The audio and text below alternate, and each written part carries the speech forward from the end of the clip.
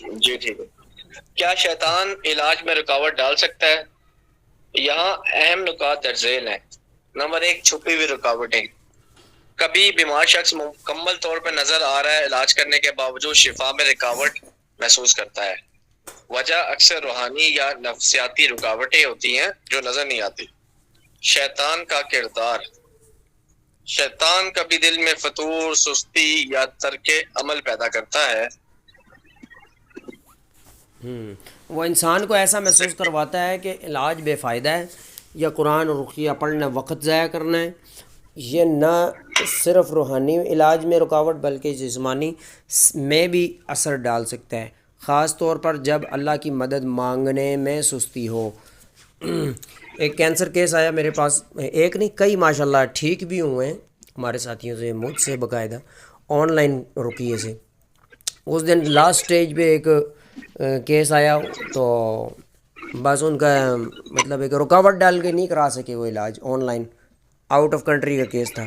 میں نے ان کو ڈیٹیل بتائی، میں نے کہا بھائی یہ روحانی مسئلہ ہے. واقعی ڈاکٹروں نے جواب دیا ہوا تھا، ٹھیک ہے. اس پہ آن لائن علاج کی میں نے حامی بھری ہے، لیکن انہوں نے نہیں کرایا پھر علاج.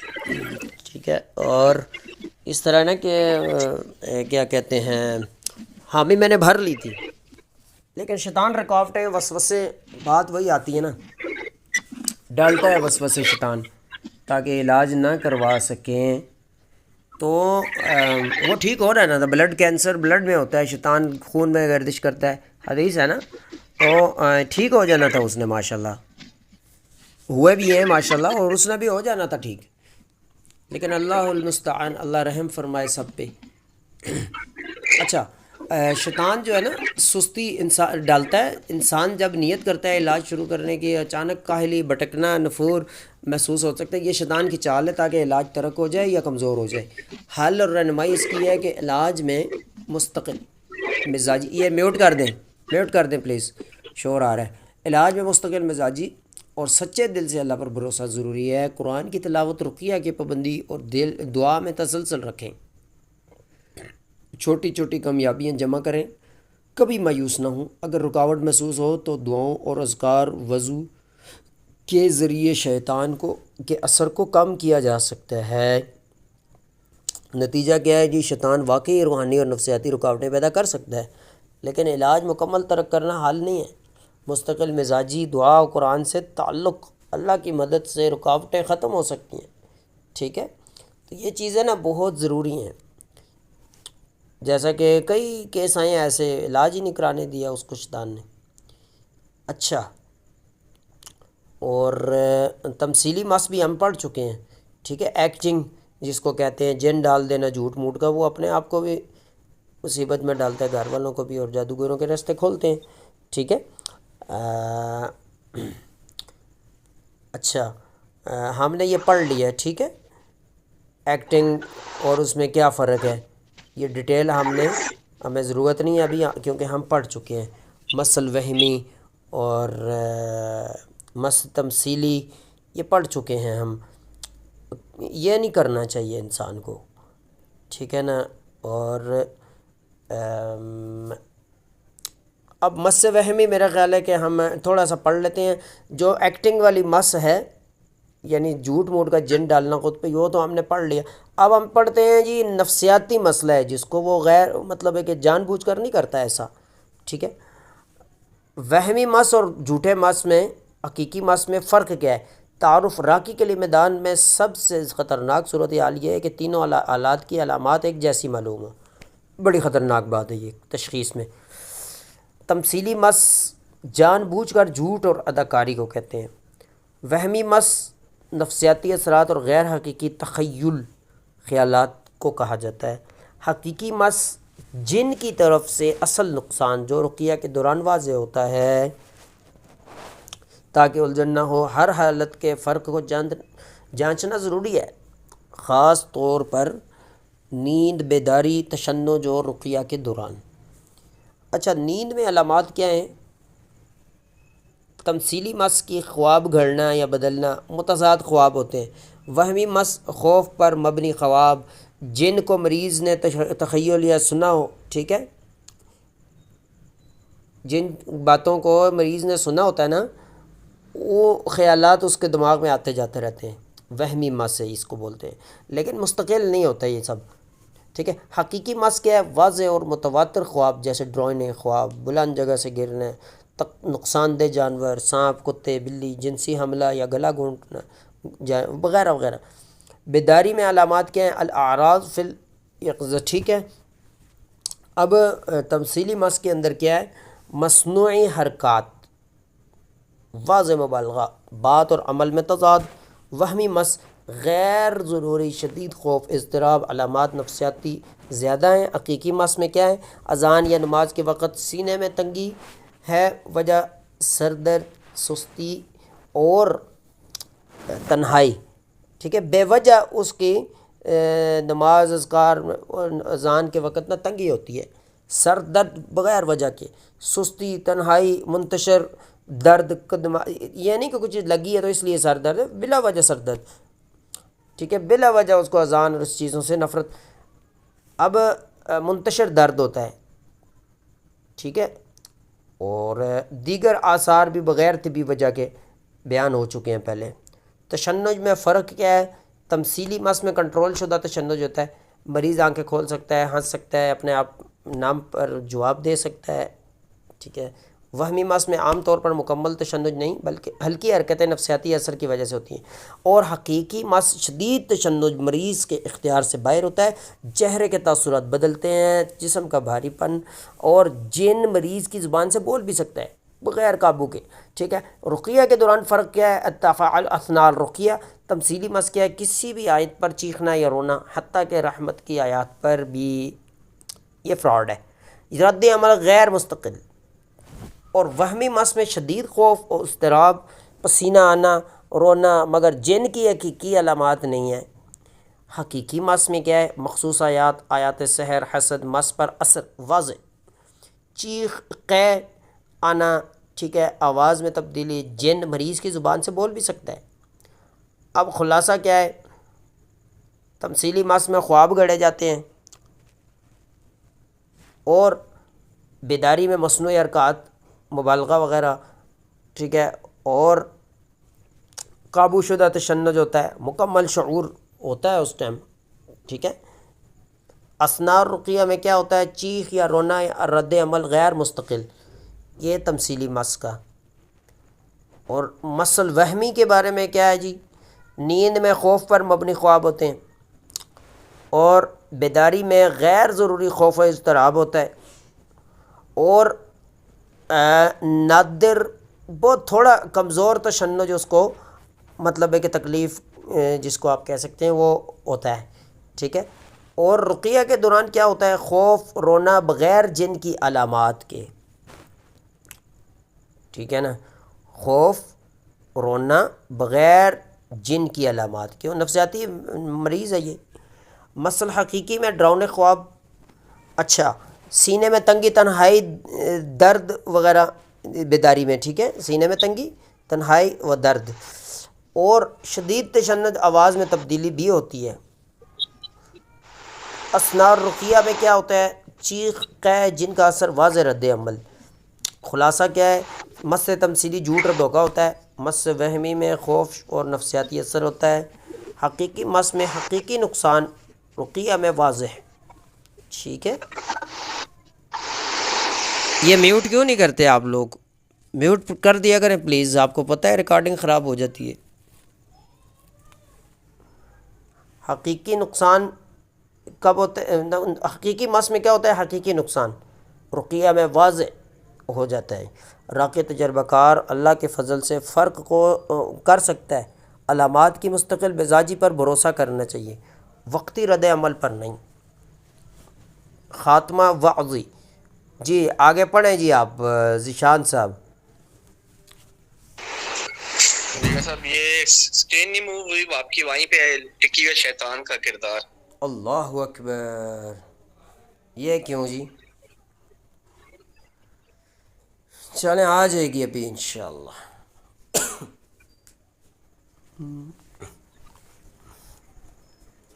جی اب شو ہو رہی ہے، جی کریں شروع۔ خاتمہ بازی۔ جھوٹا وہمی یا حقیقی مس میں فرق صرف علمی نہیں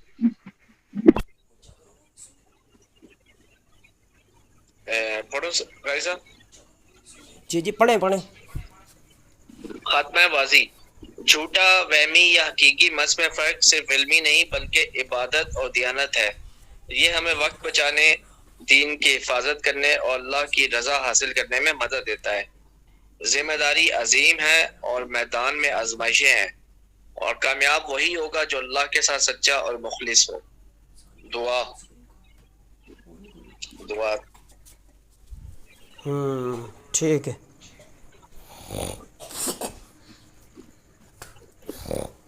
نیکسٹ.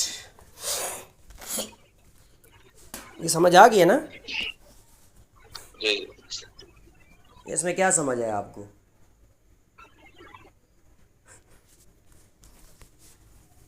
آپ کو کیا سمجھ آیا اس میں؟ آواز نہیں آ رہی؟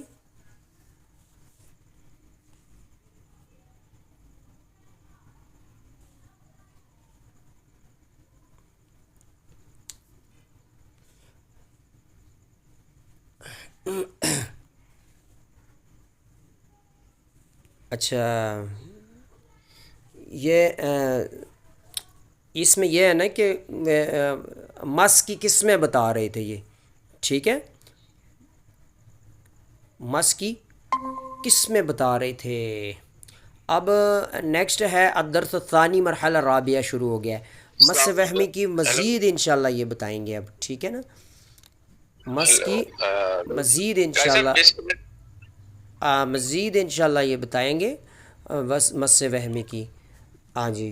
اور وہمی مس جو ہوتا ہے، نبی علیہ السلام نے فرمایا نا، شیطان جسم انسان کے جسم میں خون کی طرح گردش کرتا ہے، اور شیطان انسان کے اندر کئی راستوں سے داخل ہوتا ہے، جیسے خوف اور وہم، یہاں تک کہ انسان سوچنے لگتا ہے کہ وہ مس یا سحر کا شکار ہے. ٹھیک ہے؟ حالانکہ حقیقت میں بالکل ٹھیک ہے. یہ ہے، کیا بولتے ہیں اس کو، وہمی نفسیاتی مسئلہ ہوتا ہے. اس کو مریض کو نفسیاتی بیماری میں بھی شیطان ڈال سکتا ہے. یہ حدیث سے ثابت ہے. نہ اس کو جن ہوتا ہے اور نہ وہ فراڈ کر رہا ہوتا ہے، بلکہ واقعی اس کو نفسیاتی مسئلہ ہوتا ہے. اچھا، مثال کیا ہے؟ وہ جیسے پانی کے پیاس سے صحرا میں سراب کو پانی سمجھ بیٹھتے ہیں. ٹھیک ہے؟ اللہ تعالیٰ نے فرمایا نا، والذین کفروا اعمالهم کسراب بقیعۃ یحسبه الظمآن ماء حتی اذا جاءه لم یجدہ شیئا. ٹھیک ہے؟ وہ لوگ جو انہوں نے کفر کیا، ان کے اعمال سراب کی طرح ہیں. ٹھیک ہے؟ وہ ان کو گمان کرتے ہیں، جو پیاسا ہے گمان کرتا ہے کہ یہ پانی ہے. ٹھیک ہے؟ دور سے جو ہے نا، ریت کیا ہے، صحرا ہوتا ہے نا، اس کو پانی سمجھ رہا ہوتا ہے، لیکن جب اس کے پاس جاتا ہے تو کوئی چیز نہیں پاتا، کوئی پانی شانی نہیں. یعنی وہ پیاسا وہ دیکھتا ہے جو حقیقت میں نہیں ہے، بس نظر کا وہم ہوتا ہے. ویسے ہی وہمی مس میں مریض کو لگتا ہے کہ وہ اس کو جن ہے، حسد ہے، یہ سحر ہے، حالانکہ حقیقت میں کچھ بھی نہیں ہوتا. تعریف کیا ہے، ڈیفینیشن کیا ہے؟ وہمی مس یہ ایک اعتقاد اور تخیل ہے، خیال، اور بس خیال ہے ایک، کہ انسان جی مس کا شکار ہے، حالانکہ کوئی جن یا روحانی اثر موجود ہی نہیں ہوتا. یہ ایک قسم کا نفسیاتی اثر ہے. ٹھیک ہے؟ جس میں دماغ ایسی چیزیں تخلیق کرتا ہے جو حقیقت میں موجود نہیں. تشبیہ کیا ہے اس کی؟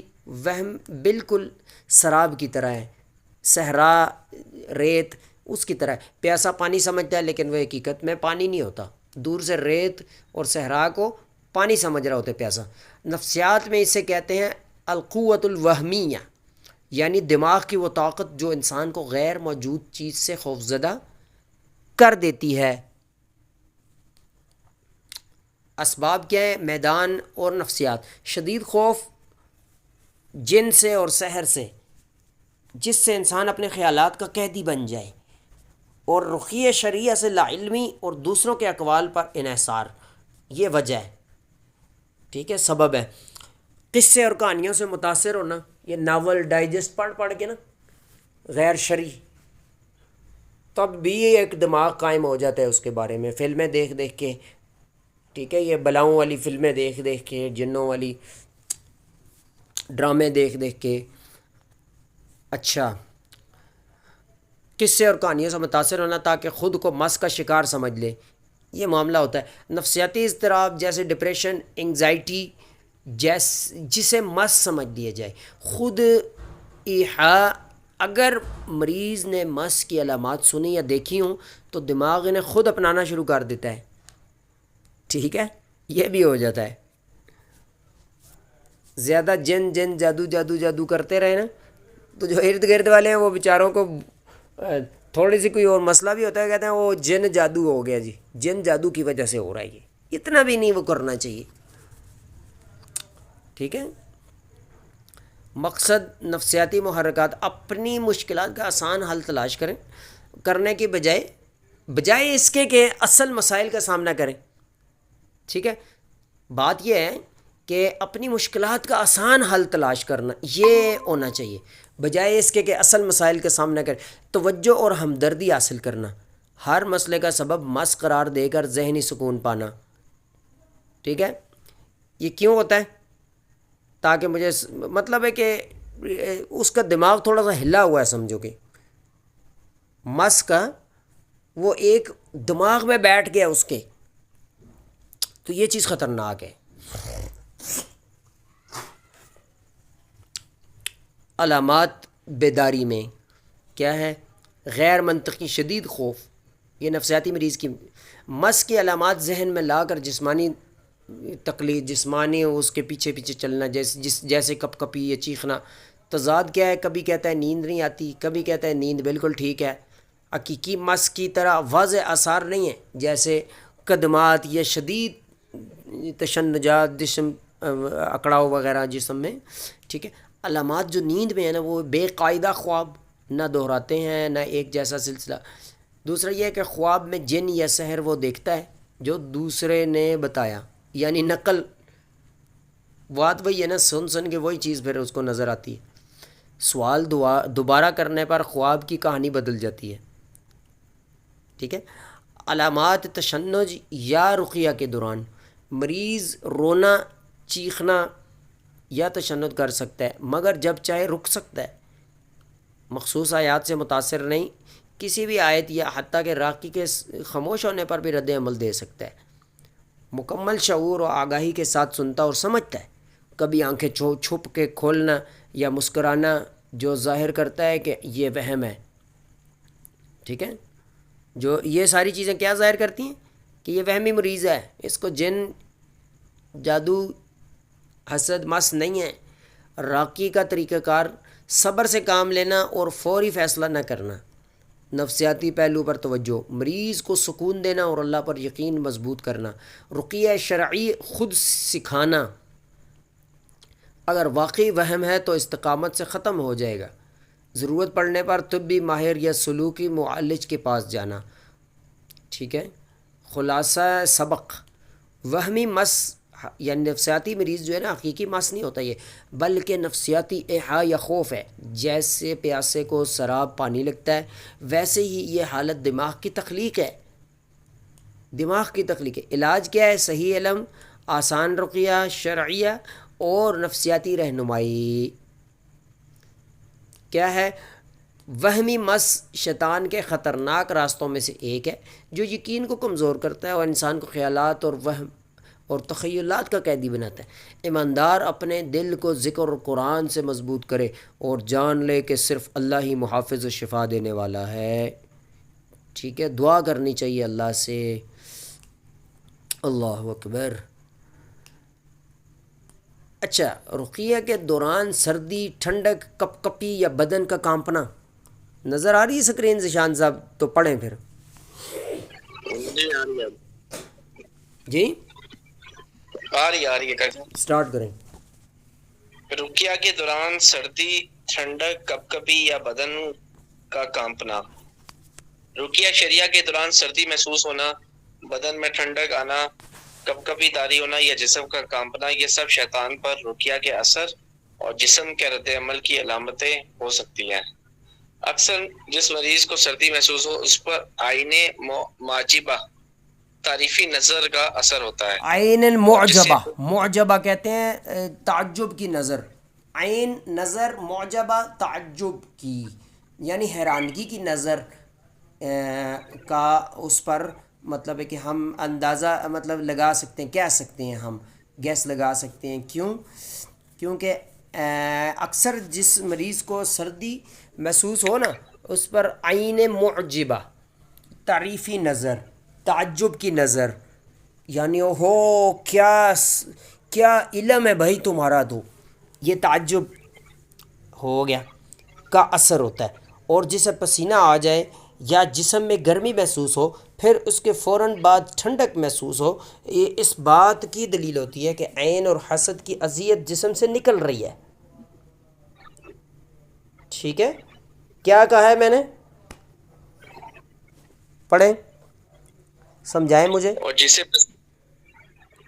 ایک تو جس کو سردی محسوس ہوتی ہے، اس کا مطلب یہ ہے کہ کسی نے اس کی تعریف کی تھی تو اس کو تعریفی نظر لگ گئی ہے، تعجب کی نظر سے کسی نے دیکھا ہے۔ اور جسے گرمی محسوس ہوتی ہے، گرمی ہوتے ہوئے پسینہ آ جاتا ہے اور اس کے فوراً بعد ٹھنڈک محسوس ہوتی ہے، تو یہ اس بات کا ہوتا ہے کہ اس کو حسد کی جو ہے نا، حسد کا اثر ہے اس کے اوپر، مطلب اس کی جسم سے نکل رہی ہے۔ جس سے پسینہ آ جائے یا جسم رقیہ کے دوران پسینہ آ جانا یا جسم میں گرمی محسوس ہو پھر اس کے فوراً بعد ٹھنڈک محسوس ہو، اس بات کی دلیل ہے کہ عین اور حسد کی اذیت جسم سے نکل رہی ہے۔ اچھا، عین اور حسد میں نے کہا تھا ایک ہی ہوتا ہے، لیکن ان میں تھوڑا سا فرق ہے۔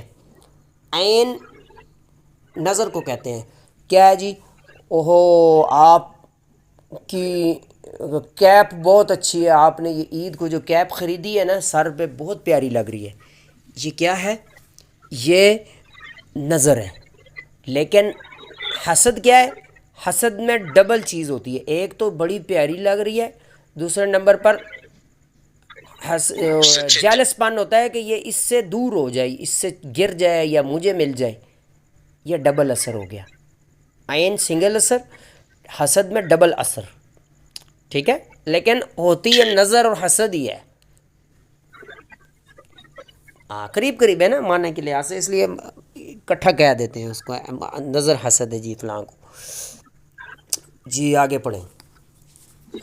اگر جسم اور ہاتھ پاؤں سے ٹھنڈک نکلتی محسوس ہو تو یہ بھی عین معجبہ کے اثر کے خروج کی علامت ہے۔ اس کے بعد مریض کو دل کی راحت، سینے میں کشادگی اور جسم میں ہلکا پن محسوس ہوتا ہے۔ رہی بات کپ کپی یا بدن کے کانپنے کی، تو یہ بھی عین اور حسد کی علامات میں سے ہے، اور اس بات کی طرف اشارہ ہے کہ مریض کو اپنے علاجی پروگرام کے ساتھ رقیہ عین و حسد سننے کی ضرورت ہے، اور اللہ تعالیٰ ہی سب سے زیادہ جاننے والا ہے۔ رقیہ عین و حسد، ہاں ٹھیک ہے، رقیہ عین الحسد جو ہے نا، یہ آگے ہے الدرس الرابع، المرحلہ الرابعہ، المس داخلی۔ اچھا ماشاءاللہ، آپ یہ بتائیں گے کہ جن اندر ہے جسم کے یا باہر سے تنگ کر رہے ہیں؟ جن اثر اندر سے تنگ کر رہا ہے یا باہر سے، یہ بتائیں گے اب، ٹھیک ہے۔ اندرونی مس، تلبیس، ٹھیک ہے جی، پڑھیں جی، اندرونی مس کیا ہوتی ہے؟ مس یہ تھوڑا سا نیچے کریں۔ مس ان عظیم آزمائشوں میں سے ہے جن پر قرآن و سنت کی نصوص دلالت کرتی ہیں، اور اس کی صورتیں اور اقسام مختلف ہیں۔ کچھ مس خوابوں میں ظاہر ہوتا ہے، کچھ رویوں اور جسمانی علامات کی صورت میں نمایاں ہوتا ہے۔ ابتدائی مراحل میں ہم نے لغوی و اصطلاحی طور پر مس کی وضاحت کی، اس کی اقسام اور بیداری و نیند میں اس کی نمایاں علامات بیان کی، پھر رقیہ شریعہ کے دوران اس کے ظاہر ہونے کے طریقے اور قرآن و مسنون دعاؤں کے ذریعے اس کے علاج پر گفتگو کی۔ اس چوتھے مرحلے میں ہم خاص طور پر اندرونی مس تلبیس کا ذکر کر رہے ہیں، جو اس کی خطرناک ترین اقسام میں سے ہے اور جسم و نفس دونوں پر گہرا اثر ڈالتا ہے۔ اس میں جن مریض پر ایسا غلبہ پا لیتا ہے کہ مریض کو محسوس ہوتا ہے جیسے اس کے اندر کوئی قوت اسے قابو میں کیے ہوئے ہے یا اس پر جبر کر رہی ہے، اسی لیے اس کو نفسیاتی یا وہمی علامات سے الگ پہچاننا نہایت ضروری ہے تاکہ حق باطل میں خلط ملط نہ ہو اور مریض غلط تشخیص کا شکار نہ ہو۔ اہم تنبیہ: اندرونی مس کی بعض علامات خالص طبی یا نفسیاتی بیماریوں سے ملتی جلتی ہو سکتی ہیں، اس لیے مریض کو چاہیے کہ رقیہ کے ذریعے حتمی فیصلہ کرنے سے پہلے طبی معائنہ ضرور کروائے۔ اس طرح علاج میں جلد بازی یا مایوسی وسوسوں کا دروازہ کھول دیتی ہے، اس لیے صبر، تدریج اور اس یقین کے ساتھ رقیہ کی جائے کہ شفا صرف اللہ کے ہاتھ میں ہے۔ اندرونی مس تدبیس کی تعریف: اندرونی مس وہ حالت ہے جس میں جن انسان کے جسم میں داخل ہو کر وہیں ٹھہر جاتا ہے اور جسم و نفس دونوں پر اثر انداز ہوتا ہے۔ اس کے اثرات انسان کے رویوں، حرکات اور احساسات میں ظاہر ہوتے ہیں۔ اسے تلبیس اس لیے کہا جاتا ہے کہ جن مریض کے عقل و جسم پر پردہ ڈال دیتا ہے اور مریض کو یوں محسوس ہوتا ہے جیسے اس کے اندر کوئی چیز اسے کنٹرول کر رہی ہو یا اس سے ٹکرا رہی ہو۔ بیداری میں اندرونی مس کی علامات: نمبر 1، جسمانی علامات: بغیر کسی طبی وجہ کے مختلف جگہوں پر درد، بار بار ہونے والا سر درد جو دواؤں سے ٹھیک نہ ہو، جسم یا ہاتھ پاؤں میں بوجھل پن، اچانک گرمی یا سردی محسوس ہونا۔ نمبر 2، نفسیاتی علامات: سینے میں شدید گھٹن، تنہائی اختیار کرنا اور لوگوں سے ملنے سے نفرت، شدید مزاجی تبدیلیاں، بغیر سبب غصہ اچانک رونا۔ نمبر 3، اعصابی علامات: ہاتھ پاؤں میں کپی یا سن ہونا، اچانک غیر ارادی حرکات، توجہ کی کمی اور جلدی بھول جانا۔ روحانی علامات: قرآن یا اذان سننے سے نفرت، نماز کے لیے کھڑے ہونے میں شدید بوجھل پن، عبادات سے جلد اکتاہٹ اور بے رغبتی۔ نیند میں اندرونی مس کی علامات: بار بار ڈرونے خواب، گلا گھونٹنا، اونچائی سے گرنا، کسی کا تعقب کرنا، نقصان دہ جانوروں کا خواب میں آنا، سانپ، کتے، سیاہ بلیاں، جنسی حملے یا رسیوں اور زنجیروں سے جکڑے جانے کے خواب، سائے یا اشخاص کو اپنے پیچھے پڑا دیکھنا، اذان اور قرآن سے اس کا متاثر ہونا، اذان کے وقت واضح بے چینی، دل کی گھبراہٹ، اندرونی چیخ یا وہاں سے بھاگنے کی خواہش، قرآن سنتے وقت جسم کا بوجھل ہو جانا، سر میں درد اور دباؤ، نیند یا بے ہوشی کا غلبہ، بے اختیار ہونا یا چیخنا۔ مریض پر ظاہر ہونے والی نفسیاتی، اعصابی اور روحانی کیفیات: نفسیاتی: جلد غصہ، مستقل بے چینی، بلا وجہ اداسی۔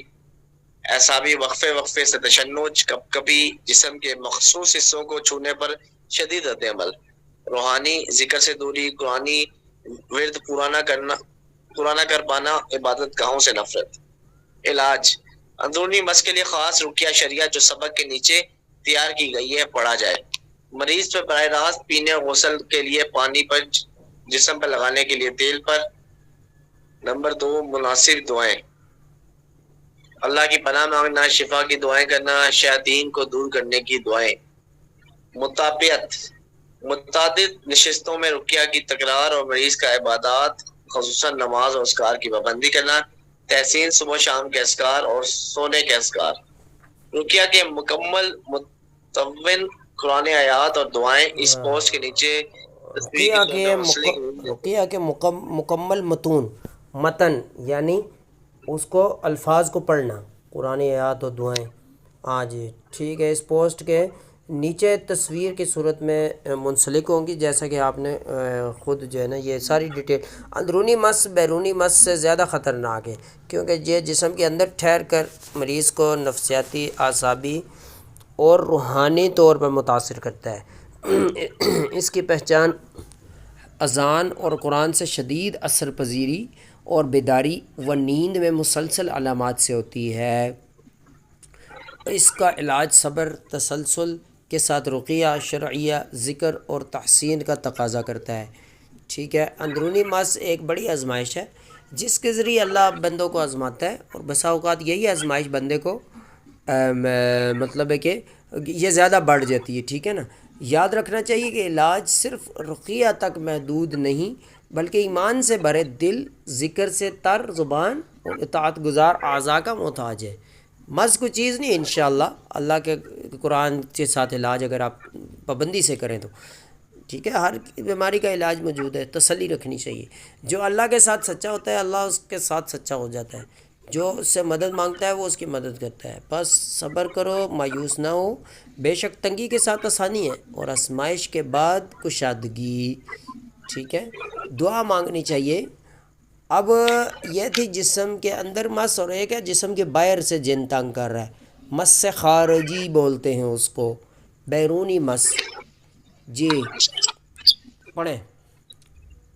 تمہید اور پچھلے مراحل سے ربط۔ دوسرے مرحلے میں ہم نے مس کی تعریف، اس کے اقسام اور بیداری و نیند میں اس کی عمومی علامات بیان کی۔ تیسرے مرحلے میں ہم نے رقیہ کے دوران مس کے اثرات، رقیہ کی آیات اور اس سے نپٹنے کے طریقے واضح کیے، اور آج اس چوتھے مرحلے میں ہم ایک اور قسم یعنی بیرونی مس پر گفتگو کر رہے ہیں تاکہ اندرونی مس اور بیرونی مس کے فرق کو واضح کیا جا سکے اور راکی تشخیص اور علاج میں بصیرت کے ساتھ کام کرے۔ بیرونی مس کی تعریف۔ بیرونی مس سے مراد یہ ہے کہ جن انسان کے جسم سے باہر رہ کر اس سے تعلق قائم کرے اور جسم کے اندر داخل ہوئے بغیر اس پر اثر ڈالے۔ وہ انسان کے ہاتھ پاؤں، حرکت یا نفسیات پر واضح اثر ڈالتا ہے لیکن مکمل اندرونی تسلط نہیں ہوتا۔ اس کی علامات بعض اعصابی یا نفسیاتی بیماریوں سے مشابہ ہو سکتی ہیں، اس لیے راکی کو وہم اور جسمانی بیماریوں سے اسے درست طور پر الگ پہچاننا ضروری ہے۔ روزمرہ زندگی بیداری میں علامات۔ نمبر 1، ہاتھ پاؤں میں بوجھل پن، خاص طور پر نماز یا ذکر کے وقت۔ ہاتھوں یا پیروں میں کسن ہونا یا سوئیاں چبھنا جیسا احساس بغیر کسی طبی وجہ کے ہوتا ہے۔ چلنے پھرنے میں رکاوٹ محسوس ہوتی ہے جیسے کوئی طاقت باہر سے جسم کو پکڑ رہی ہو۔ جسم کے کسی خاص حصے میں غیر معمولی سردی یا گرمی محسوس ہوتی ہے۔ عبادت کی جگہ یا دور سے قرآن سن کر اچانک دل کی گھبراہٹ یا ذہنی دباؤ محسوس ہوتا ہے۔ نیند میں علامات۔ نمبر 1، خواب میں جن کو جسم کے ساتھ لگا ہوا دیکھنا لیکن جسم کے اندر داخل ہوتے ہوئے نہیں، مثلاً ہاتھ پکڑنا یا سینے پر دباؤ ڈالنا۔ بار بار تعاقب یا گرنے کے خواب اور جاگنے پر جسم میں بوجھل پن محسوس ہونا۔ کسی سایہ یا وجود کو جسم کے ساتھ چمٹا ہوا دیکھنا جو جدا نہ ہو۔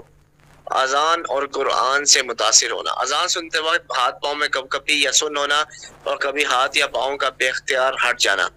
قرآن پڑھنے کے وقت جسم کے بیرونی حصوں میں غیر ارادی حرکات، ہاتھ کانپنا، پاؤں لرزنا، سر کا جھک جانا۔ بعض اوقات مریض کو خیالی آوازیں، سرگوشی یا سیٹی جیسی آواز سنائی دیتی ہیں تاکہ اسے پریشان کیا جائے۔ نفسیاتی، اعصابی اور روحانی اثرات۔ بلا وجہ اچانک غصہ آ جانا، پھر فوراً ٹھیک ہو جانا۔ شدید وسوسے جو مریض کو اذکار چھوڑنے یا عبادت سے غافل کرنے کی کوشش کریں۔ توجہ کی شدید کمی اور کام مکمل کرنے میں کمزوری۔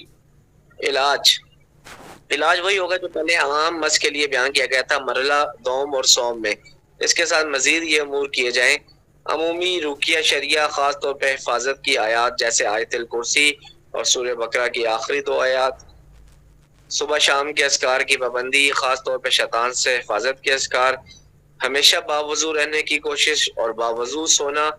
دم کیا ہوا پانی اور تیل جسم پر لگانا، خاص طور پر متاثرہ حصوں پر۔ بیرونی مس کے خاص آیات اور دعاؤں کی رقیہ کی تفصیل تصویر میں نیچے دی جائے گی جیسا کہ آپ شامل کریں گے انشاءاللہ۔ اختتامی نصیحت۔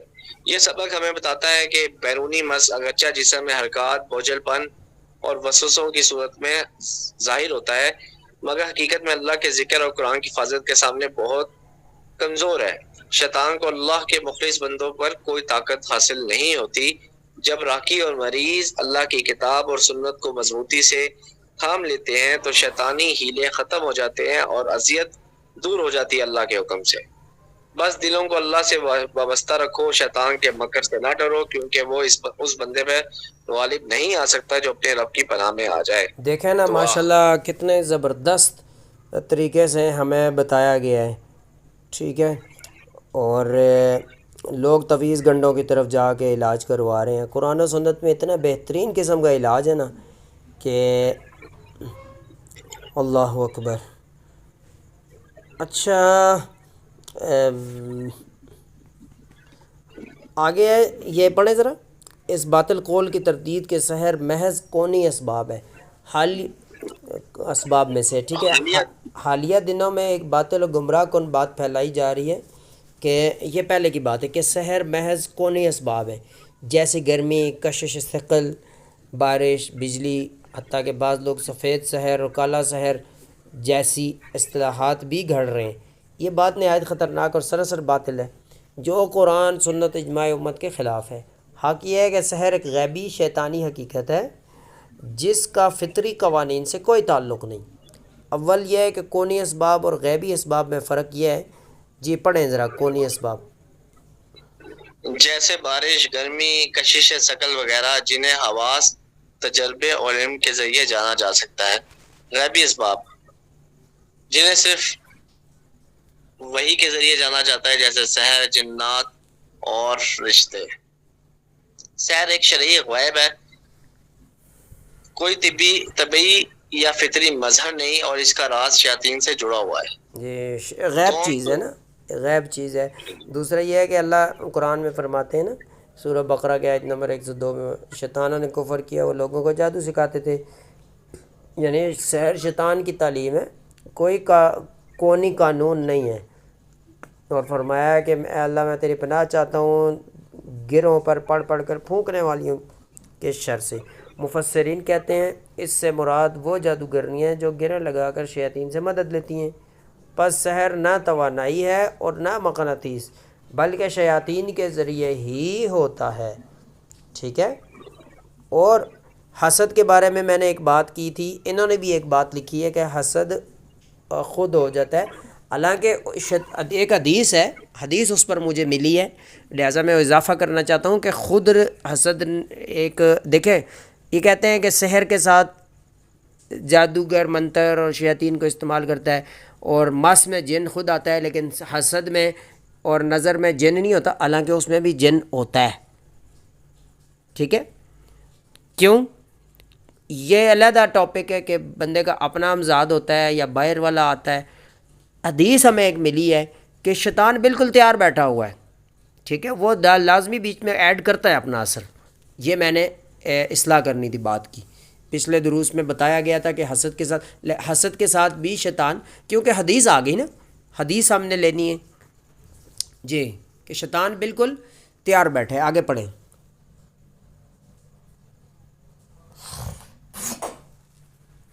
بس مفسرین کہتے ہیں اس سے مراد وہ جادوگرنی ہے جو گرے لگا کے شیطان سے مدد لیتی ہیں۔ پس سحر نہ توانائی اور نہ مقناطیس بلکہ شیطان کے ذریعے ہی ہوتا ہے۔ سوم علماء کے اقوال، ابن کثیر کہتے ہیں کہ سحر سے شیاطین ہی کی طرف سے ہوتا ہے۔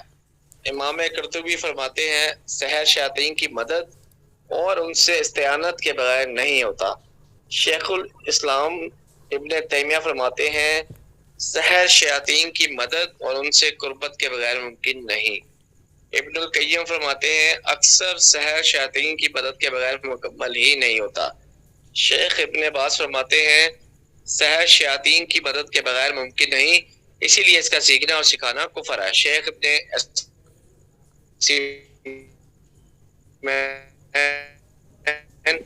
مشرک زیبا وغیرہ کو پسند کرتے ہیں۔ یہ شیخ ابن عثیمین فرماتے ہیں سحر شیاطین کے معاونت سے ہوتا ہے اور وہ شرک ذبح وغیرہ کو پسند کرتے ہیں۔ جی آگے پڑھیں۔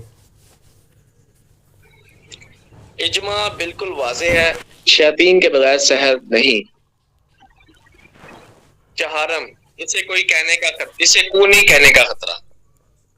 جو شخص سحر کو محض طبعی یا کوئی مظہر کہتا ہے، رقیہ شرعیہ کو باطل اور بے معنی بنا دیتا ہے۔ ٹھیک ہے نا، یہ معاملہ ہے۔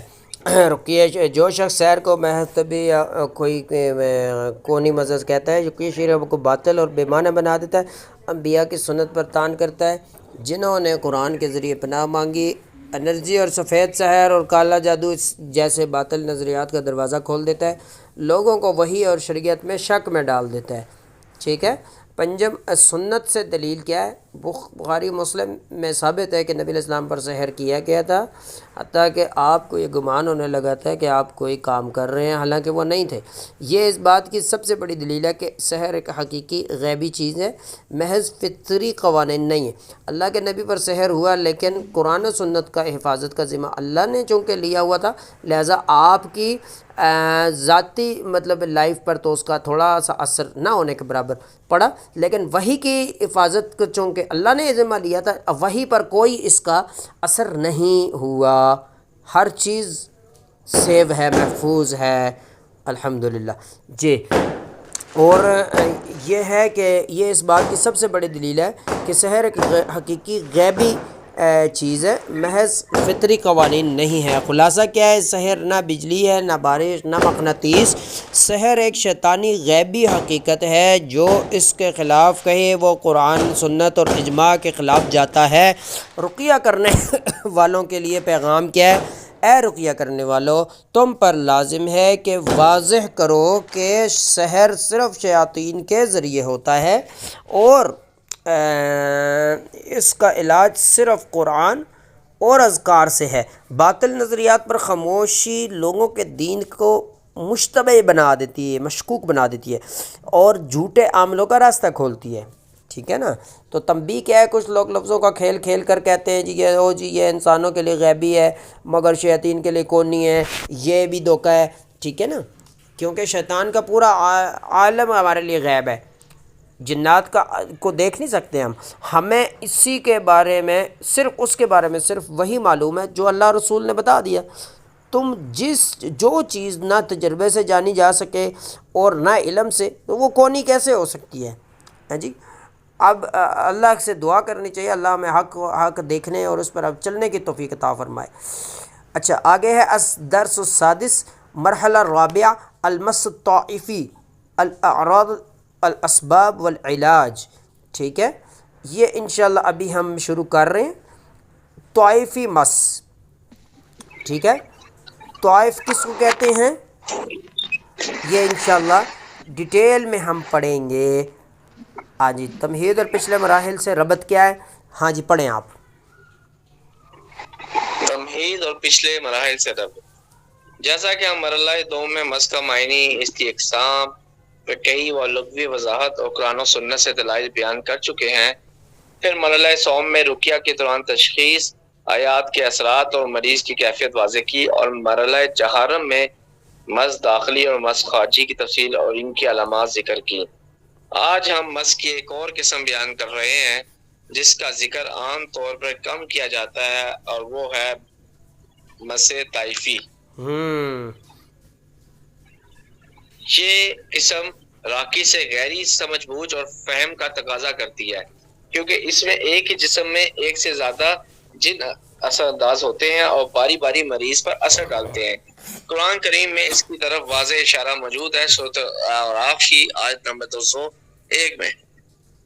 جی اعوذ باللہ من الشیطان الرجیم، یہ ہے نا ان الذین اتقوا اذا مسہم، جو لوگ اللہ سے جنہوں نے تقوی اختیار، ان الذین، بے شک وہ لوگ، ان الذین اتقوا اذا مسہم طائف من الشیطان تذکروا فاذا هم مبصرون، بے شک وہ لوگ جنہوں نے تقوی اختیار کیا جب ان کو مسہم، اذا مسہم، جب ان کو چھوتی ہے، طائفن، کوئی گروپ، من الشیطان، شیطانوں کا، تذکروا، تو کیا کرتے ہیں؟ وہ چوکنے ہو جاتے ہیں، ٹھیک ہے۔ تذکروا فاذا هم مبصرون، وہ دیکھنے والے بنتے، ذکر کرتے ہیں نا اللہ کا تو کیا ہوتا ہے؟ وہ دیکھنے والے بن جاتے ہیں، ٹھیک ہے، آنکھیں ان کی کھل جاتی ہیں جی۔ اور یہ آیت ثابت کرتی ہے کہ مس کبھی طائف یعنی جنوں کے ایک گروپ کی طرف سے بھی ہوتا ہے، جیسا کہ عملی میدان میں بعض مریضوں میں دیکھا جاتا ہے، ٹھیک ہے۔ مس طائفی کی کیا ڈیفینیشن، تعریف؟ مس طائفی سے مراد یہ ہے کہ جنوں کا ایک گروہ یا ایک جماعت انسان کے ساتھ جڑ جاتی ہے، جو باری باری اس پر اثر انداز ہوتی ہے۔ بڑی آزمائش، اللہ سب کو بچائے، کبھی اندرونی طور پر اور کبھی بیرونی طور پر۔ اسی وجہ سے مریض کی علامات بار بار بدلتی رہتی ہیں، کیونکہ ہر وقت مختلف جن اثر میں ہوتا ہے۔ روزمرہ زندگی میں علامات: بیداری کی حالت، چند منٹوں میں مزاج کا بدل جانا، سکون سے غصے یا سستی کی طرف، آواز کی لہجے یا بات کرنے کے انداز کا اچانک بدل جانا، مریض کو یہ محسوس ہونا کہ اس کے اندر ایک سے زیادہ شخصیات ہیں، سر، کمر اور کندھوں میں بدلتا رہنے والا درد، سر، کمر اور کندھوں میں، اذان یا اونچی آواز میں قرآن سن کر شدید بوجھ محسوس ہونا، دینی مجالس یا اللہ کے ذکر والی محفلوں سے نفرت محسوس ہونا۔ نیند خواب میں علامات یہ ہیں کہ خواب میں لوگوں یا گروپوں کو اپنے ارد گرد یا گھیرے میں دیکھنا، بار بار ایسے خواب جن میں عجیب اجتماعات یا رسمیں ہوں، کئی افراد کی طرف سے تعاقب کے خواب، یہ میوٹ کر دیں جی، ٹھیک ہے، بار بار ایسے خواب جن میں عجیب اجتماعات یا رسمیں ہوں، کئی افراد کی طرف سے تعاقب کے خواب، سوتے میں محسوس ہونا کہ جسم کو مختلف سمتوں سے کھینچا جا رہا ہے، ٹھیک ہے، ایسے خواب جن میں اجتماعی آوازیں یا بار بار پکارنا شامل ہو، اذان اور قرآن سے اثر، اذان کے وقت جسم میں شدید اضطراب، ایک ہاتھ میں کھچاؤ اور دوسرا ساکن رہ جانا، بعض اوقات، ٹھیک ہے نا، اذان کے وقت کیا ہے، قرآن سے جسم میں شدید اضطراب ہوتا ہے، ایک ہاتھ میں کھچاؤ اور دوسرے ساکن رہ جانا، بعض اوقات مریض بے اختیار کان بند کر لیتا ہے یا چیخ اٹھتا ہے۔ رقیہ کے دوران کیا ہے، ایک ہی نشست میں مختلف رد عمل، ہنسی، رونا، غصہ، خاموشی، مریض کی زبان سے مختلف آوازیں یا لہجے نکلنا، میں کی بجائے ہم کہنا، میں کی بجائے ہم کا لفظ، سمجھے، گروپ ہے، جملے جیسے مطلب ہے کہ یہ استعمال ہوتے ہیں، ہم اسے نقصان نہیں پہنچاتے، ہم یہاں کافی عرصے سے ہیں، وغیرہ۔ نفسیاتی، اعصابی اور روحانی اثرات، ہاں جی آپ پڑھیں۔ نفسیاتی، اعصابی اور روحانی اثرات: واضح دورہ پن، کبھی عبادت کے قریب، کبھی اچانک گناہوں میں، مسلسل یہ احساس کہ کوئی اس کی نگرانی کر رہا ہے، نماز میں شدید بے توجہی اور ذہنی بھٹکاؤ، بلا شبہ شدید غصہ آنا، جن و عذاب سے متعلق آیات سن کر سینے میں گھٹن محسوس کرنا۔ علاج رقیہ شریعہ کے بنیادی اصولوں کے مطابق ہی ہوتا ہے، البتہ ان امور کا اضافہ کیا جاتا ہے توحید اور وحدانیت والی آیات کے ساتھ اجتماعی رقیہ، جیسے اعوذ باللہ من الشیطان الرجیم، ان هذه امتکم امۃ واحدہ، سورہ صافات کی مسلسل سماعت، اجتماع توڑنے کی دعائیں، مثلا اے اللہ ان کی جمعیت بکھیر دے اور ان کے درمیان سخت اختلاف ڈال دے، صبح شام معوذات 7 مرتبہ، فردی ذکر کی پابندی، ٹھیک ہے، 100 والا ذکر جو لا الہ الا اللہ وحدہ لا شریک لہ الملک ولہ الحمد وہو علی کل شیء قدیر، مس طائفی کی خاص رقیہ اور دعائیں انشاءاللہ پوسٹ کے آخر میں تصویر کے یہ دے دیجیں گے۔ نصیحت کیا ہے جی، کیا فرماتے ہیں، جنوں کا ایک جسم میں جمع ہونا ان کی طاقت نہیں بلکہ ان کی کمزوری کی دلیل ہے، ایک سے قابو نہیں ہوا 6 آ گئے، وہ قرآن کے خوف اور اپنی عاجزی کی وجہ سے اکٹھے ہوتے ہیں اور ذکر الہی کے سامنے ٹک نہیں سکتے۔ ان کید الشیطان کان ضعیفا، بے شک شیطان کی چال کمزور ہے،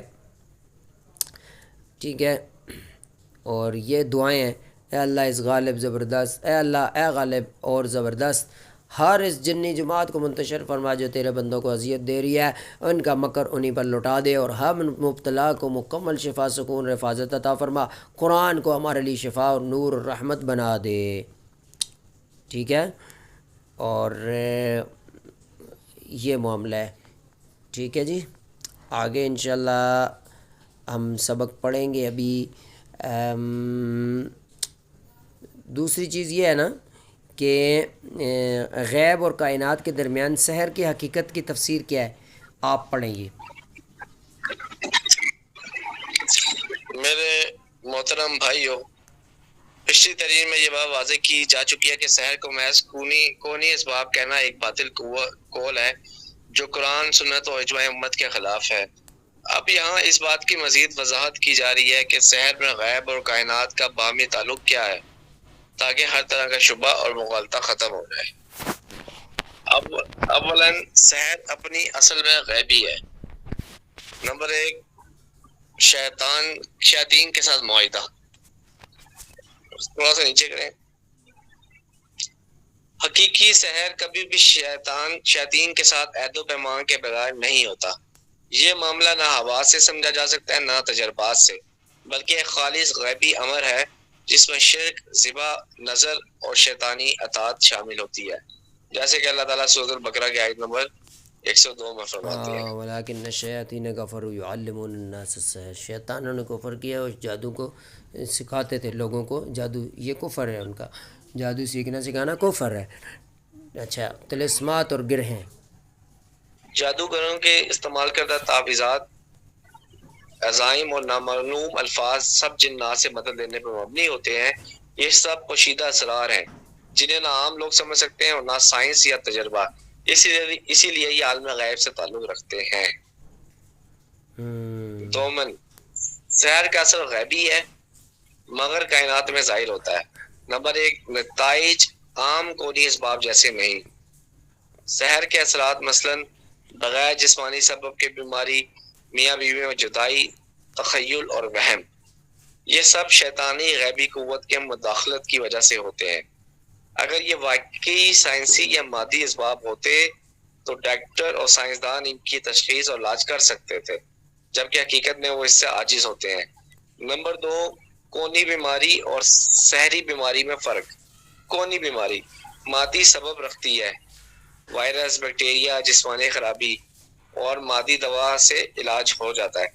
سحری بیماری، اس کا سبب شیاطین کا دخل غیب ہے، نہ ٹیسٹ میں ظاہر ہوتی ہے نہ اصل میں دوا سے فائدہ ہوتا ہے۔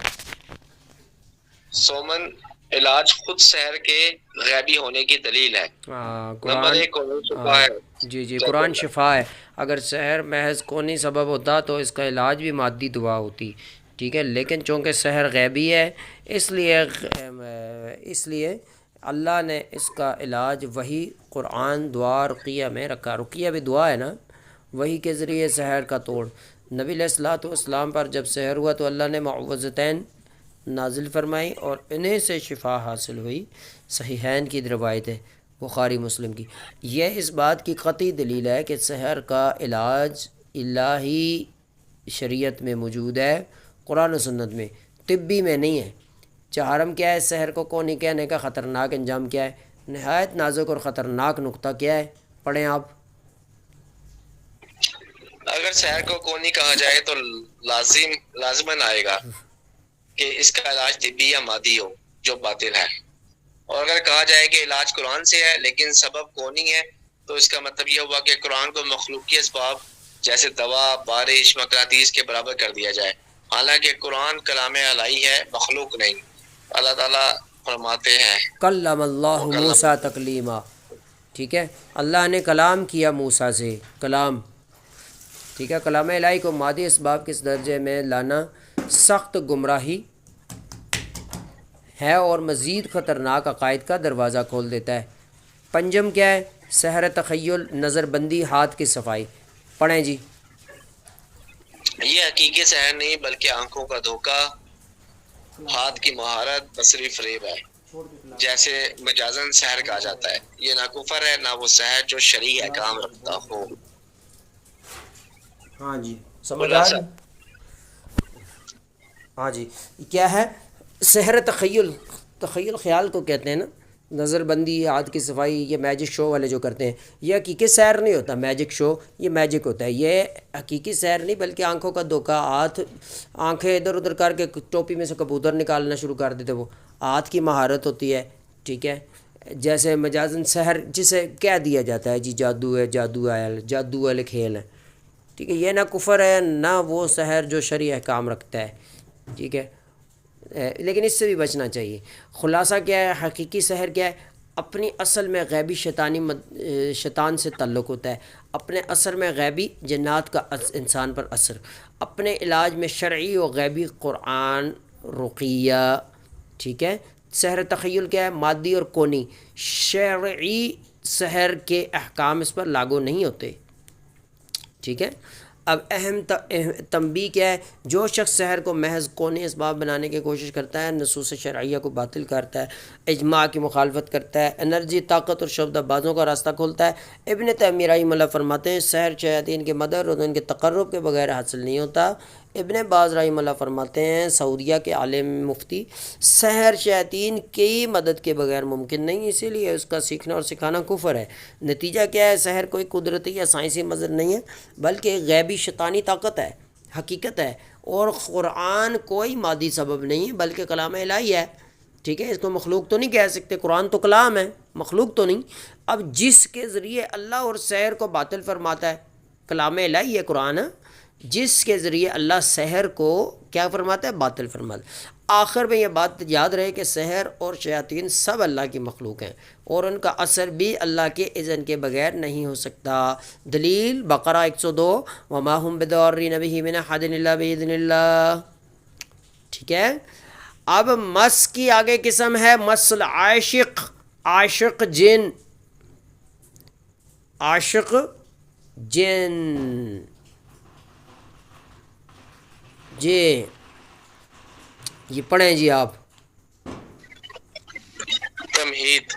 بسم اللہ الرحمن الرحیم، الحمدللہ اور درود و سلام رسول اللہ صلی اللہ علیہ وسلم پر. مس عاشق کا موضوع نہایت نازک اور خطرناک ہے کیونکہ اس کا تعلق انسان کی عزت، پاکیزگی اور عرض سے ہے. اس لیے اس پہ گفتگو شرعی حدود اور اعلیٰ ادب کے ساتھ ہی ہونی چاہیے. اس موضوع میں مباشرت، تخیلات یا جنی سے گفتگو کی تفصیل میں جانا جائز نہیں. علاج ہمیشہ ذکر الہی اور قرآن سے ہوتا ہے، نہ کہ جن سے بات چیت یا اس سے سودے بازی سے. اس تنبیہ کا مقصد یہ ہے کہ راکی تشخیص کے دائرے میں ہی سوال کرے، یعنی صرف عمومی علامات پوچھے. مثلا کیا ڈرانے خواب آتے ہیں جن میں ضبطی ہو؟ کیا قرآن پڑھتے وقت گھبراہٹ یا سن ہونا محسوس ہوتا ہے؟ کیا شادی سے نفرت یا رکاوٹ محسوس ہوتی ہے؟ لیکن تفصیلی اور ذاتی امور، زیادتی کی نوعیت، جگہ یا جنی سے خواہشات پر بات میں جانا ناجائز ہے کیونکہ یہ حیا اور شریعت کے خلاف ہے اور فتنے کا سبب بنتا ہے. فتنے کا سبب بنتا ہے. یہ پچھلے مراحل سے ربط کیا ہے؟ مرحلہ دوم میں مس کی اقسام اور عمومی علامات بیان ہوئی ہیں نا. مرحلہ سوم میں رقیہ کے دوران مریض کے اثرات بیان کیے گئے. اب مرحلہ چہارم میں مس کی مختلف صورتیں، داخلی، خارجی وغیرہ ذکر ہوئیں. آج ہم ایک نہایت خطرناک قسم مس عاشق پر بات کریں گے جو جسم، نفس اور عزت کو کیا شدید نقصان پہنچاتی ہے اور راقی سے بصیرت اور مریض سے مضبوط ارادہ چاہتی ہے. یہ بھی مس ہی کی ایک قسم ہے. اکثر داخلی تلبس ہوتی ہے اور کبھی کبھار خارجی بھی. ٹھیک ہے. یہ بھی کیا ہوتی ہے؟ مسی کی قسم ہے. اکثر داخلی تلبس، ملبس. ٹھیک ہے. لباس کہتے ہیں نا، لباس پہننے کو کہتے ہیں. تلبس بھی ڈھانپ لیتی ہے اس چیز کو، اس لیے اس کو. اب کبھی کبھار خارجی بھی ہوتی ہے. اس سے عاشق اس لیے کہا جاتا ہے کہ یہ عورت یا مرد کی شرم گاہوں کے ساتھ چھیڑ چھاڑ کرتا ہے اور خوابوں میں ہم بستری شہوانی مناظر دکھاتا ہے، چاہے مریض راضی ہو یا مجبور. مس عاشق کی ڈیفینیشن، تعریف: مس عاشق وہ حالت ہے جس میں کوئی جن یا جنی عشق اور شہوت کی وجہ سے انسان کے جسم میں داخل ہو جاتا ہے اور اسے اپنی شیطانی خواہشات پوری کرنے کا ذریعہ بنا لیتا ہے. زیادہ تر خواب میں اور بعض اوقات بیداری میں بھی یہ کیس آ چکے ہیں ہمارے پاس. ٹھیک ہے. ہاں جی. روزمرہ زندگی میں علامات کیا ہیں؟ بیداری میں بلا وجہ شہوت کا ابھرنا. ٹھیک ہے. خاص طور پر قرآن یا اذان سن کر. ٹھیک ہے. اور یہ شرمگاہ یا حساس حصوں میں کسی چیز کا ٹچ کرنے، حرکت ہونے کا احساس، خاص طور پر تنہائی یا سونے سے پہلے.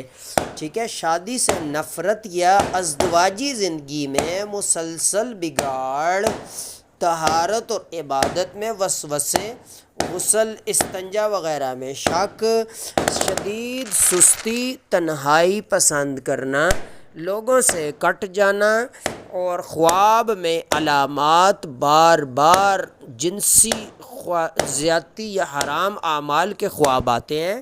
خواب میں ایک ہی کردار کا مختلف شکلوں میں آنا لیکن مقصد ایک ہی ہوتا ہے.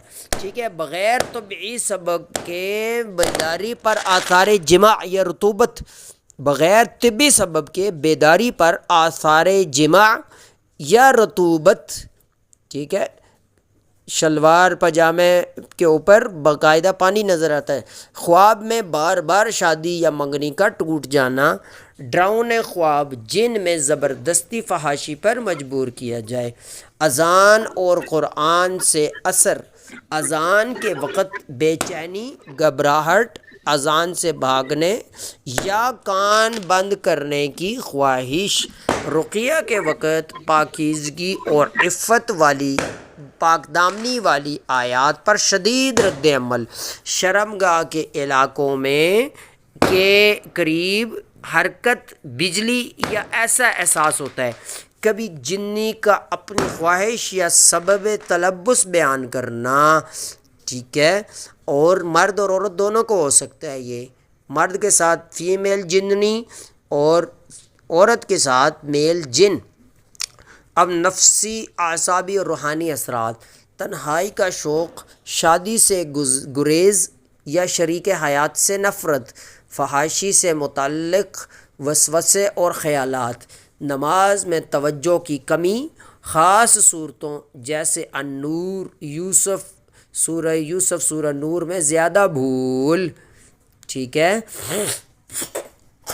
اب کیا ہے، علاج سے پہلے ضروری جائزہ. راقی کو چاہیے کہ مرحلہ دوم کی عمومی علامات اور مرحلہ سوم میں رقیہ کے اثرات دونوں سے موازنہ کرے.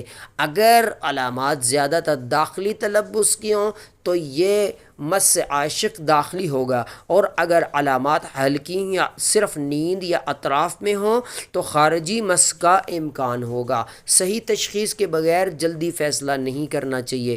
علاج کیا ہے؟ عام رقیہ کے تمام مراحل کے ساتھ مزید احتیاط، عفت و پاکدامی اور پاکیزگی کے آیات سے رقیہ کریں. سورہ نور اور نظر نیچی کرنے والی آیات، والذین هم لفروجہم حافظون، اور تہجد اور ظالم جن کے خلاف کثرت دعا، بد دعا. رقیہ شدہ زیتون کے تیل سے غسل جسم پر لگانا، یعنی کہ ٹھیک ہے، پاؤں پر نہیں لگانا چاہیے تاکہ نکل جائے خبیث وہاں سے. بعض بزرگ کہتے ہیں کہ ایک انگوٹھا یا انگلی چھوڑ دینی چاہیے رائٹ پاؤں کی تاکہ وہاں سے نکل جائے. باقی پورے جسم پر پڑا ہوا دم کیا ہوا تیل زیتون کا اور کلونجی پہ لگا کے مکس کر کے لگائیں، اور ہوا اور پانی نہیں لگنا چاہیے کچھ گھنٹے. رات سونے سے پہلے لگا لیں، زیادہ ٹھیک ہے. زیادہ روزے رکھنا یہ بھی علاج ہے، کیونکہ روزہ شہوت کو توڑتا ہے، سیکس کو ختم کرتا ہے اور کم کرتا ہے. شادی شدہ افراد کے لیے حلال ازدواجی تعلق کو قائم رکھنا یہ مضبوط حفاظت ہے. مس عاشق کی مخصوص رقیہ اور دعائیں الگ سے فراہم کی جائیں گی انشاءاللہ. نصیحت یہ ہے کہ یہ آزمائش آپ پڑھیں جی. صاحب وہ اسکرین تھوڑی نیچے کریں، وہیں پہ ٹکی ہوئی ہے. اچھا وہیں پہ ٹکی ہوئی ہے. یہ اسکرین کو پتہ نہیں کیا مسئلہ ہو جاتا ہے، اسکرین کو پتہ نہیں بسم اللہ کیا مسئلہ ہو جاتا ہے. ہاں جی. اچھا نصیحت ہے یہ، آزمائش سخت ہے. آگے نظر. جی آزمائش سخت ہے کیونکہ انسان کی عزت کو نشانہ بناتی ہے، لیکن جو صبر اور مجاہدہ کرے اللہ اسے بلند درجات دیتا ہے. علاج طلب کرنے میں کوئی شرم نہیں اور جنی کے دھمکانے سے ڈرنے کی کوئی ضرورت نہیں. وہ اللہ کے ذکر کے سامنے کمزور ہے. جب دل اللہ سے جڑا ہو اور زبان ذکر سے تر ہو تو شیطان کو جسم اور روح پر کوئی اختیار نہیں ہوتا. ہاں ٹھیک ہے. یہ دعا ہے، اللہ سے دعا مانگنی چاہیے. ٹھیک ہے. اور 8واں درس آگے آ گیا ہمارا، مرحلہ رابعہ ہے، اور درس ثامن المرحلہ الرابعہ المس المسحوب مع الحسد داخل اعراض اسباب والعلاج. ٹھیک ہے. یہ شروع ہو رہا ہے ہمارا. اس کو بھی انشاءاللہ ہم ڈیٹیل سے ابھی پڑھتے ہیں۔ سبق ہشتم مرحلہ چہارم حسد کے ساتھ اندرونی مس، علامات، اسباب، علاج۔ اب یہ اکٹھے ہو گئے ہیں، یہ حسد بھی اس کے ساتھ۔ تمہید پچھلے مراحل سے کیا ربط ہے؟ ہاں جی پڑھیں۔ ہم مرحلہ دوم میں مس کی اقسام اور اس کے عمومی علامات بیان کر چکے ہیں۔ مرحلہ سوم میں رقیہ کی مجلس کے دوران مس کے اثرات اور آیت رقیہ ذکر کی، اور مرحلہ چہارم میں مس کی مختلف شاخیں جیسے اندرونی، بیرونی، طائفی اور عاشق واضح کی۔ آج ہم ایک نہایت نازک اور اہم کیفیت بیان کر رہے ہیں، اور وہ ہے جسم کے اندر مس اور حسد کا اکٹھا ہونا۔ جیسے رکعت کی اصطلاح میں حسد کے ساتھ رقات کی اصطلاح میں، رقات کہتے ہیں رقیہ کرنے والوں کو، حسد کے ساتھ مس سے مسحوب کہا جاتا ہے، یعنی جن حسد کے اثر سے فائدہ اٹھا کر جسم کے اندر مضبوطی سے ٹھہر جاتا ہے۔ حسد کے ساتھ مس سے مسحوب کی تعریف، ڈیفینیشن، یہ وہ حالت ہے کہ جن انسان کے جسم میں حسد کے سہارے داخل ہوتا ہے۔ یہ بات آگے جو میں تھوڑی دیر پہلے بتائی تھی، حسد ایک کھلا دروازہ بن جاتا ہے جس کے ذریعے جن کو جسم میں داخل ہونے اور جم جانے کا موقع ملتا ہے۔ یوں مریض کے بدن میں دو اثر اکٹھے ہو جاتے ہیں، حسد کا اثر جمع مس کا اثر۔ روزمرہ زندگی جاگتے ہوئے کے علامات کیا ہے؟ شدید تھکن، کمزوری بغیر کسی طبی وجہ کے، خصوصاً ایسے لوگوں کے ملنے کے بعد جو حسد کے لیے مشہور ہوں۔ جب ان سے ملیں گے تو کیا ہوگا؟ شدید تھکن، کمزوری، ٹھیک ہے، اور سینے میں گھٹن، بار بار سر درد، خاص طور پر تعریف سننے یا نعمتیں دیکھنے پر، قرآن پڑھتے اور وقت یا دینی مجالس میں زیادہ جمائیاں آنا، اور ذہنی غفلت، اور جسم میں ادھر ادھر گھومنے والا درد، خاص طور پر کندھوں، کمر اور آنکھوں میں۔ رزق، پڑھائی یا شادی کے معاملات میں اچانک رکاوٹیں۔ نیند میں آنے والی علامات، خواب میں ایسے لوگوں کو دیکھنا جو حسد بھری نگاہوں سے دیکھ رہے ہوں، ڈراؤنے خواب جن میں پیچھا کیا جا رہا ہو یا آنکھیں مسلسل نگرانی کر رہی ہوں، بار بار گرنے یا ٹوٹنے جیسے خواب، تیز نگاہوں والے جانور دیکھنا جیسی کالی بلی یا سانپ وغیرہ۔ رقیہ کے وقت اثرات، حسد کی آیات پر شدید جمائیاں، آنسو، نیند کا غلبہ، مس کی آیات پر ہاتھ پاؤں یا پیٹ میں حرکت، کبھی اکڑاؤ یا دورے جیسی کیفیت۔ بعض اوقات دونوں اثرات اکٹھے ظاہر ہوتے ہیں، جمائیاں سر درد حسد کی وجہ سے، کپ کپی یا چیخ مس کی وجہ سے۔ نفسیاتی، اعصابی اور روحانی اثرات، جلدی غصہ آ جانا، ساتھ ہی اچانک اداسی، لوگوں سے کٹنے اور تنہائی اختیار کرنے کا خیال، اور عبادت میں شدید سستی، ذکر اور نماز کے وقت بھاری پن۔ علاج کیا ہے؟ ایک ہی نشست میں مس اور حسد دونوں کے رقیہ اکٹھا پڑھنا، ان دونوں سے متعلق مخصوص آیات کے ساتھ، پانی پر دم کرنا، اس پانی کو روزانہ پینا، اور کم از کم 2 دن میں ایک بار اس سے غسل کرنا۔ دم کیا ہوا زیتون کا تیل سر، کندھوں اور درد والی جگہوں پر لگانا، لیکن ہم پورے جسم پر لگواتے ہیں پاؤں کے علاوہ۔ صبح شام کے اذکار کی پابندی، خاص طور پر آیت الکرسی، معوذات، حسد کے توڑ اور مس کے اخراج کی دعائیں، حسد کے توڑ اور مس کے اخراج یعنی خارج کرنا کی دعائیں، اللہ کے حضور عاجزی گڑ گڑا کر شفا مانگیں، اور اس کیفیت کے مخصوص رقیہ نیچے دیے گئے انشاءاللہ اس میں آئے گی۔ اس مس میں سحر والی آیات شامل نہیں کی گئیں۔ اہل علم کے اقوال سے دلیل، جی پڑھیں جی۔ امام ابن القیم رحمہ اللہ فرماتے ہیں زاد المعاد میں 69 بعض اوقات نظر بد کا اثر سحر جیسا بلکہ اس سے بھی زیادہ ہوتا ہے، اور شیاطین حسد کے ذریعے بدل لیتے ہیں جیسے سحر کے ذریعے۔ یوں دونوں ساتھ مریض کے جسم میں جمع ہو جاتے ہیں۔ شیخ الاسلام ابن تیمیہ رحمہ اللہ فرماتے ہیں الفتاویٰ میں، جن انسان کے جسم میں نظر بد یا حسد کی وجہ سے داخل ہو سکتا ہے، اور اس کا داخل ہونا حسد سے پیدا ہونے والے نقصان کے سبب ہوتا ہے۔ یہ دونوں نصوص واضح کرتی ہیں کہ حسد جن کے داخلے کا راستہ بن سکتا ہے، اور یہی کیفیت حسد کے ساتھ مس مسحوق کہلاتی ہے۔ ہاں واضح نصیحت، یاد رکھو یہ مس صبر اور دل کی بیداری مانگتا ہے۔ یاد رکھو یہ مس صبر اور دل کی بیداری مانگتا ہے، کیونکہ حسد ایک آگ ہے جو جن کو راستہ دیتی ہے۔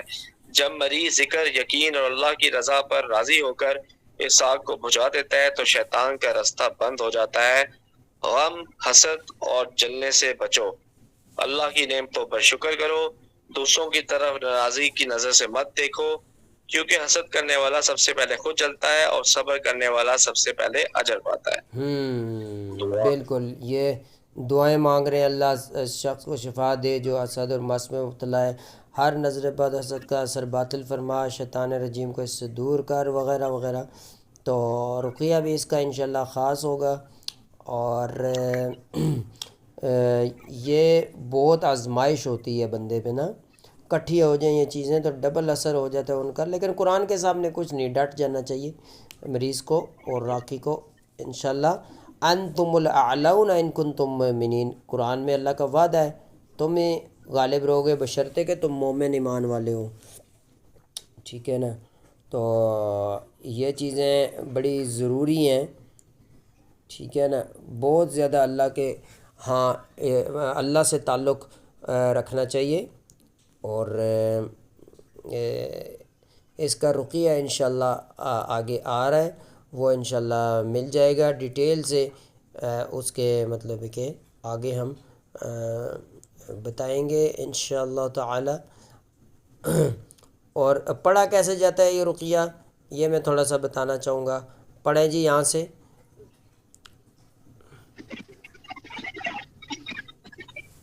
یہ رقیہ، یہ تھوڑا سا اوپر کریں گے، یہ رقیہ صورتوں کی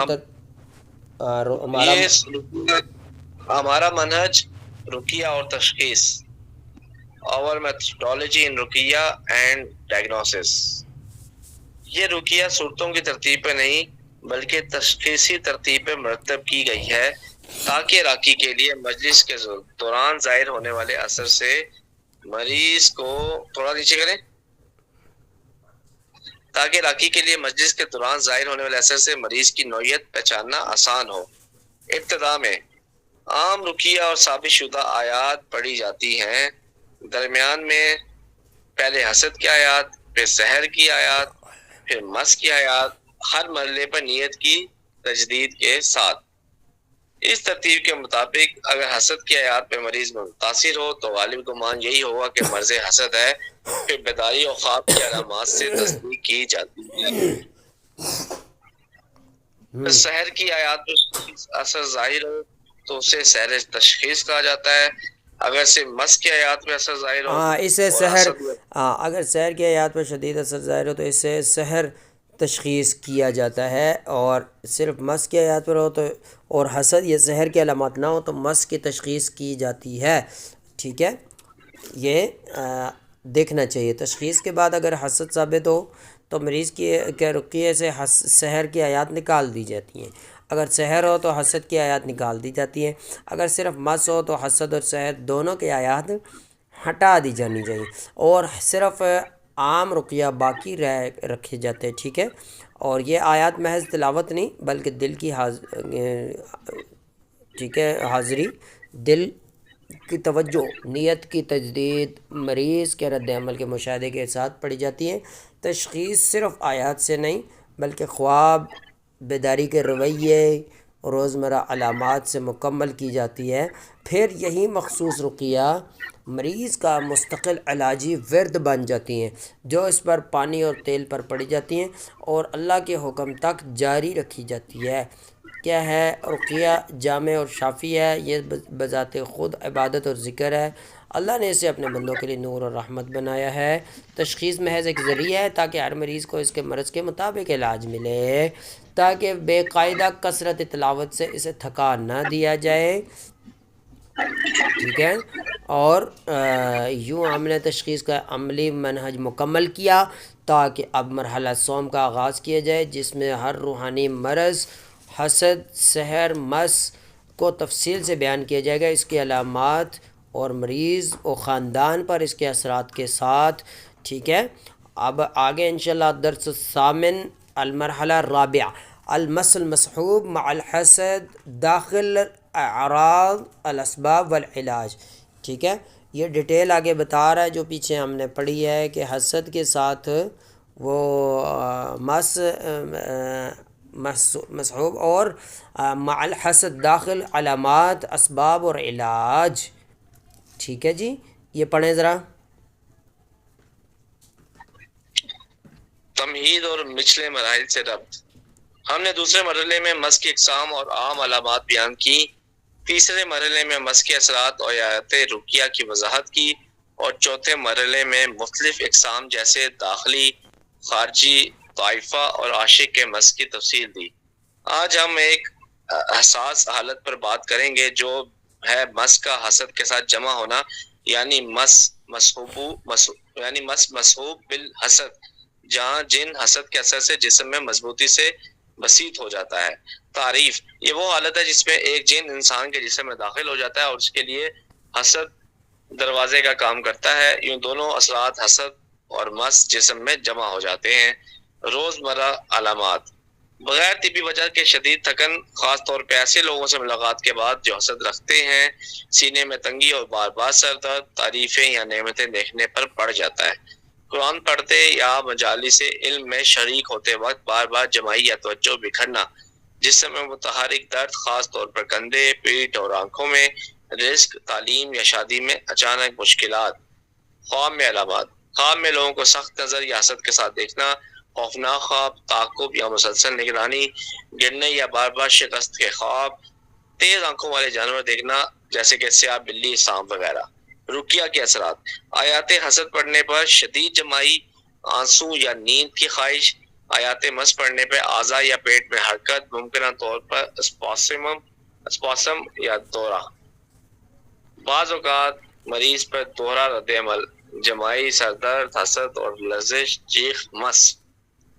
نفسیاتی، عصبی اور روحانی اثرات: اچانک غصہ اور غم، لوگوں سے الگ ہونے کے وسوسے، عبادت میں سستی اور ذکر یا نماز میں دیر. علاج: مس اور حسد کی رقیہ کو ایک ساتھ پڑھیں. پانی میں نفس روزانہ پئیں اور ہر 2 دن پانی میں نفس نون فا تھا کا میننگ ہے نمی والی پھونک، نمی والی پھونک مارنا. پانی میں روزانہ پئیں، ہر 2 دن میں کم از کم 1 بار غسل کریں. زیتون کے تیل کی مالش کریں، اس میں کلونجی ڈال کے، تھوڑی سی کلونجی کا تیل، خاص طور پر درد یا سر درد کے مقامات پر. ٹھیک ہے. اور اذکار صبح شام کی پابندی کریں، خصوصاً آیات حفاظت جیسے آیات الکرسی، معوذات. دعا کریں اللہ حسد اور مس کے اثرات ختم کرے اور شفا دے. رقیہ انشاءاللہ پورا موجود ہے. ابن قیم فرماتے ہیں کہ یہ ہم نے پڑھ لیا نا، جسم اور ابن تیمیہ اور ابن قیم رحمہم اللہ کا ہم نے یہ پڑھ رہی ہے. اور آگے ہے درس التاسع المرحلہ الرابعہ الاصابۃ المتعددہ المس. الحمدللہ. مس مع الحسد والسحر. اچھا جی، حسد، سحر اور مس کٹھے ہو گئے ہیں. اب ایک جسم میں کتنی سخت آزمائش ہوگی اس مریض کی، تھوڑا اندازہ کریں، امیجن کریں ذرا. جی پڑھیں.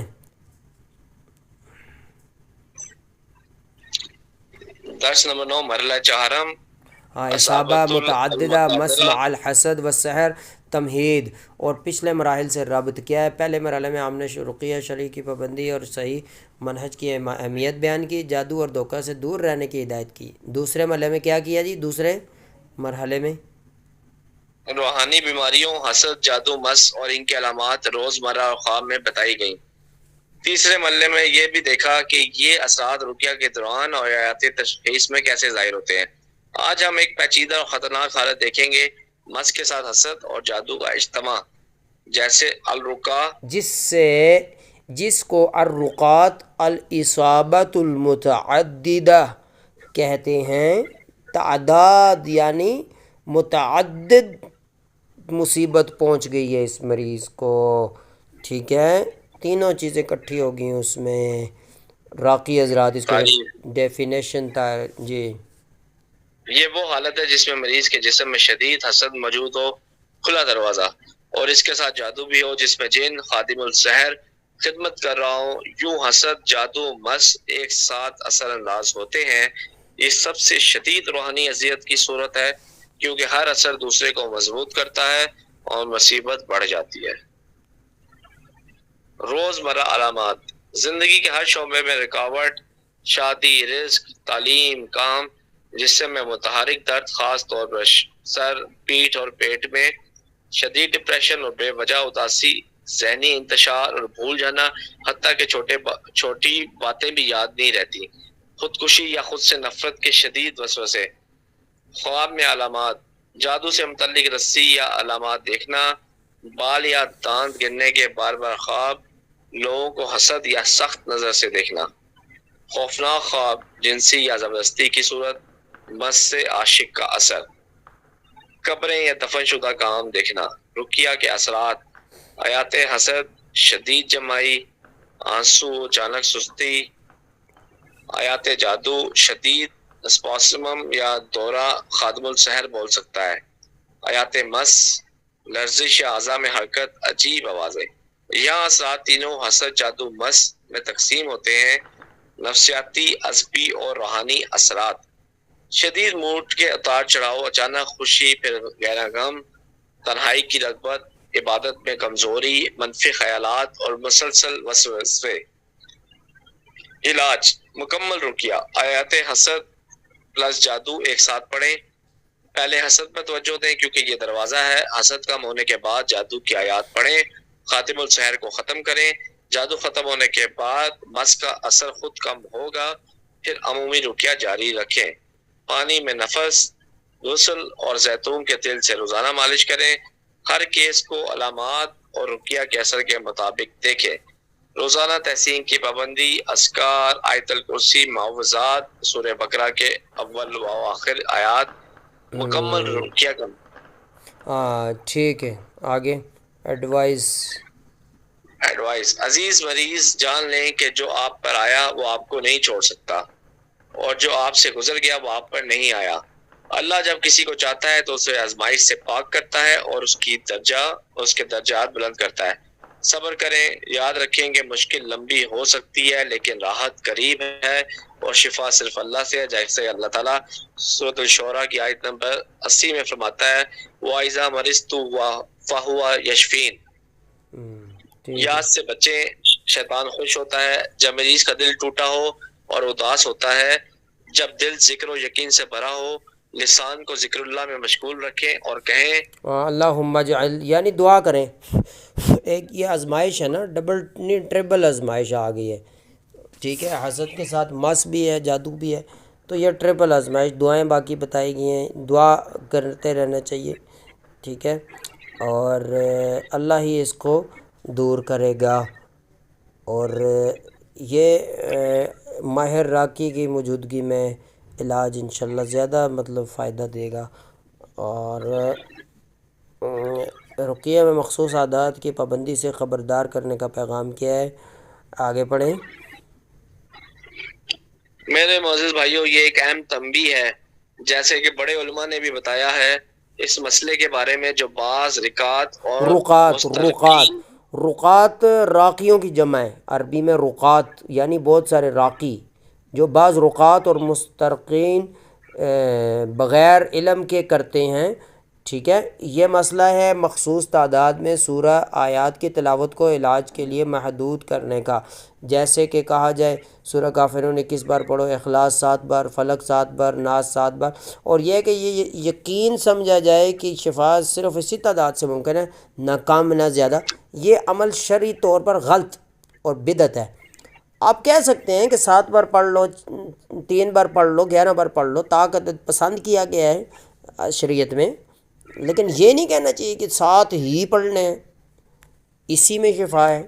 کسی کے پاس زیادہ ٹائم ہے وہ 11 بھی پڑھ سکتا ہے، کسی کے پاس ٹائم ہی کم ہے وہ 1 بار بھی پڑھ لے، چل جائے گا. اچھا، تو